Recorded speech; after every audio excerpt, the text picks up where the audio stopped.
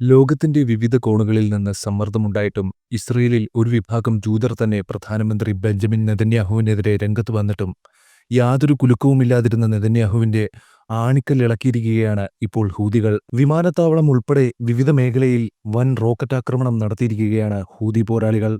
ടെല്ലവീവിനടുത്തുള്ള Israeli സൈനിക കേന്ദ്രങ്ങളിൽ ഡ്രോണാക്രമണവും ചെങ്കടലിൽ യുഎസ് യുദ്ധക്കപ്പലുകൾക്ക് നേരെ വലിയ ആക്രമണവും നടത്തിയതായി ഹൂതികൾ സ്ഥിരീകരിച്ചിട്ടുണ്ട്.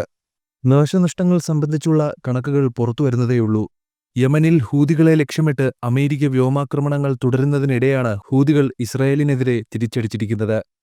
നേരത്തെ യമന്റെ എണ്ണശുദ്ധീകരണശാലകൾ, വിമാനത്താവളങ്ങൾ, മിസൈൽ കേന്ദ്രങ്ങൾ എന്നിവ അമേരിക്കൻ വ്യോമസേന ആക്രമിച്ചിരുന്നു.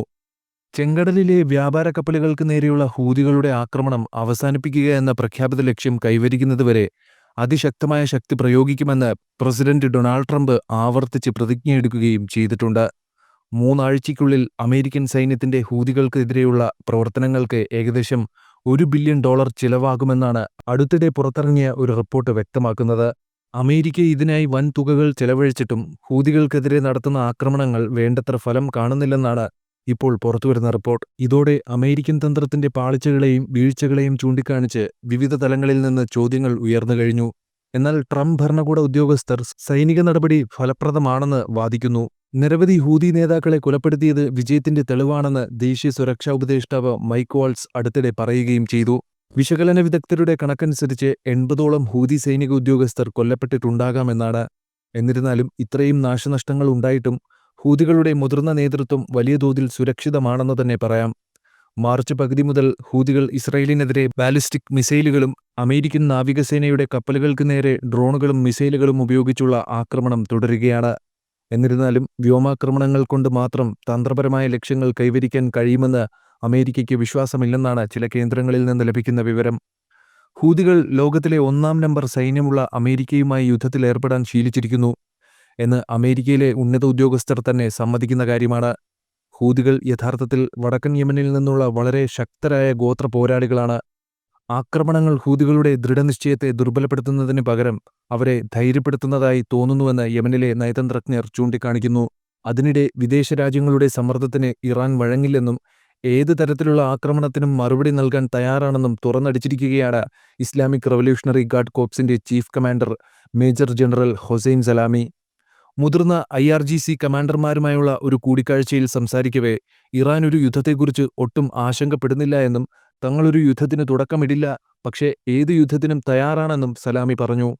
ഏതൊരു എതിരാളിയെയും മറികടക്കാനും അവരുടെ പ്രവർത്തനങ്ങളെ ചെറുക്കാനും സൈനിക ആക്രമണങ്ങൾ നേരിട്ട് നടത്താനും ഇറാൻ തന്ത്രങ്ങൾ വികസിപ്പിച്ചെടുത്തിട്ടുണ്ടെന്നും അദ്ദേഹം വ്യക്തമാക്കി. എന്നാൽ ശത്രുവിന്റെ മുന്നിൽ നിന്ന് ഞങ്ങൾ ഒരു ചുവട് പോലും പിന്നോട്ടു പോകില്ല എന്നും സലാമി മറുപടി നൽകി. 2024 ഏപ്രിലിൽ സിറിയയിലെ ഇറാൻ കോൺസുലേറ്റിന് നേരെയുണ്ടായ ഇസ്രയേലി ആക്രമണത്തിൽ നിരവധി മുതിർന്ന ഇറാനിയൻ സൈനിക ഉദ്യോഗസ്ഥർ കൊല്ലപ്പെട്ടിരുന്നു. ഇത് മിഡിൽ ഈസ്റ്റിൽ ഒരു ആഗോള ഏറ്റുമുട്ടലിന് തുടക്കം കുറിച്ചുവെന്നും അദ്ദേഹം പറഞ്ഞു. അതിന് ഇറാൻ നൽകിയ മറുപടി നൂറുകണക്കിന് മിസൈലുകളും ഡ്രോണുകളും ഉൾപ്പെട്ടതായിരുന്നു. ഞങ്ങളുടെ മിസൈലുകൾ അവരുടെ സുരക്ഷാ മിഥ്യാധാരണകളിലേക്ക് തുളച്ചുകയറിയെന്നും ഇസ്രയേലിന് കൊടുത്ത ഒരു മറുപടിയായിരുന്നു അതെന്നും അദ്ദേഹം ഓർമ്മപ്പെടുത്തി. ഇറാന്റെ സൈനിക കഴിവുകൾക്ക് മുന്നിൽ ഇസ്രയേൽ ഇപ്പോഴും ദുർബലമാണെന്ന് സലാമി ചൂണ്ടിക്കാട്ടി.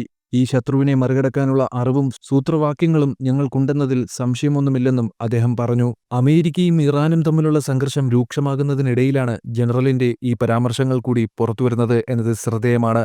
മാർച്ച് അവസാനം ഇറാൻ ആണവായുധം നേടുന്നത് തടയാൻ അമേരിക്ക നടപടിയെടുക്കുമെന്ന് American state secretary Marco Rubio പറഞ്ഞിരുന്നു.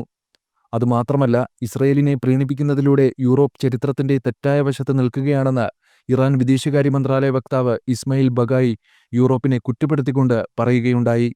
ഇസ്രായേൽ ഭരണകൂടത്തിന്റെ ക്രിമിനൽ പ്രധാനമന്ത്രിയായ ബെഞ്ചമിൻ നെതന്യാഹുവിനെതിരെ അന്താരാഷ്ട്ര ക്രിമിനൽ കോടതി പുറപ്പെടുവിച്ച അറസ്റ്റ് വാറണ്ട് അവഗണിച്ചുകൊണ്ട് യൂറോപ്പ് നിയമവാഴ്ചയെ അവഗണിക്കുകയാണെന്നും അദ്ദേഹം എടുത്തു പറഞ്ഞു.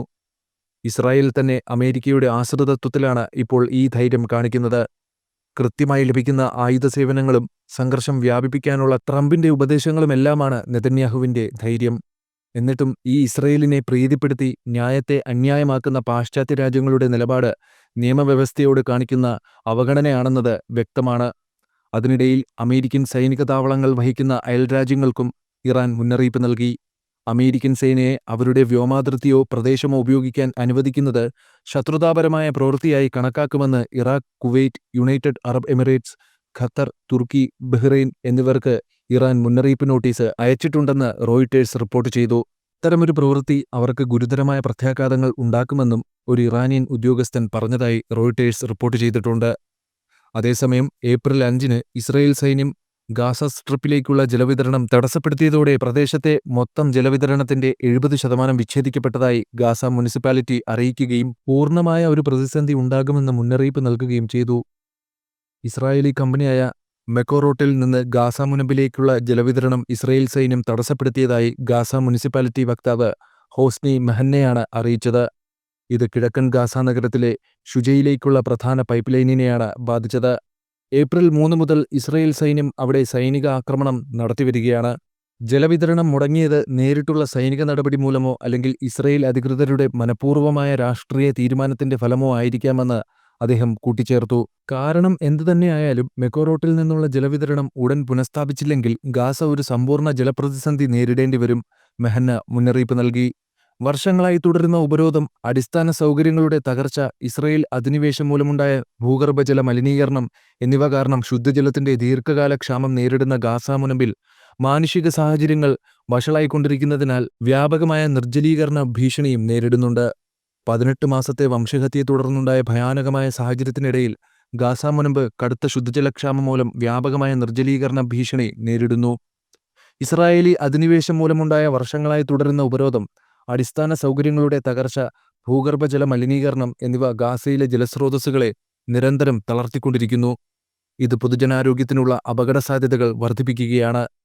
കഴിഞ്ഞ മാസം മധ്യഗാസയിലെ പ്രധാന ഡീസലൈനേഷൻ പ്ലാന്റിലേക്കുള്ള പരിമിതമായ വൈദ്യുതി വിതരണം ഇസ്രായേൽ വിച്ഛേദിച്ചിരുന്നു.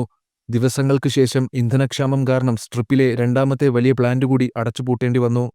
2023 ഒക്ടോബർ 7 മുതൽ ഇസ്രായേൽ ഗാസ മുനമ്പിലുടനീളം 719 ജലക്കിണറുകൾ നശിപ്പിക്കുകയും അവയുടെ ഉപയോഗം നിർത്തലാക്കുകയും ചെയ്തതായി ഗാസയിലെ ഗവൺമെന്റ് മീഡിയ ഓഫീസ് അറിയിച്ചു.